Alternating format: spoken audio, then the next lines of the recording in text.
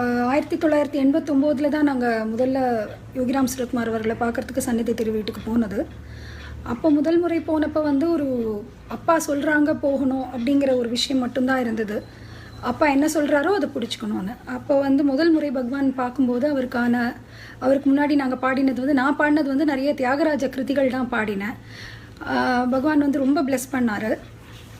அதுக்கு அந்த சந்நிதி தெருவில் அந்த தரிசனம் முடிச்சுட்டு வெளியில் வரும்போது அப்பா சொன்னார், இவர் தான் உனக்கு குரு, இவரை நீ கெட்டியாக பிடிச்சிக்கோ, வேறு எதுவுமே வேண்டாம், ஃபார் இந்த ஜென்மத்துக்கு உனக்கு இவர் போகிறோம் அப்படின்னு சொன்னார். அதுதான் எனக்கு வேத வாக்கு. அதனால் அப்பா தான் வந்து குருவை காமிச்சு கொடுத்தாரு. அதனால் அப்பாவுக்கு நான் இப்போ தேங்க்ஸ் சொல்லிக்கிறேன். அப்பா இல்லைன்னா எனக்கு இத்தனை ஒரு அற்புதமான ஒரு குரு கிடச்சிருக்காது. ரெண்டாவது நான் சொல்ல வந்தது, குரு மேலே வந்து குரு அப்பாவை பிடிச்சிக்க சொன்னாருன்னு சொல்லி நம்ம குருவை போய் பார்க்குறோம், வாரம் போவோம், மாதத்துக்கு 4-5 முறைகள் கூட போவோம். அம்மா சொன்ன மாதிரி